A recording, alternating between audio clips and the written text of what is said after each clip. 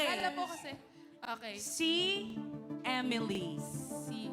Feel mo. Si? Okay, game ka doon. Feeling ko. Sige. Feel ko din dahil doon tayo sa feeling natin. Okay. Gut feel. Ang narinig natin sa kanilang Oo. dalawa at feeling nila na letter C, Emily, pag-isipan yung mabuti dahil ito'y nagkakahalagang 1,000 pesos.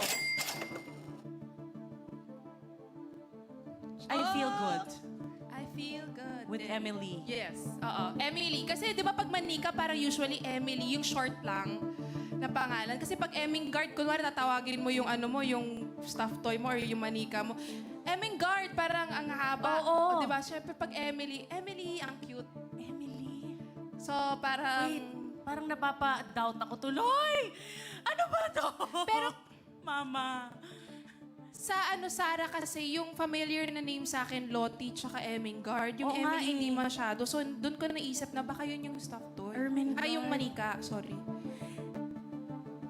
So, guys, Kailangan na naming malaman ng yung final na sagot. Final na ba ang letter Feel C, mo, Emily. Emily? Feeling ko. Ako, sige, game tayo doon. Laban tayo sa C. Oo, Oh, sige.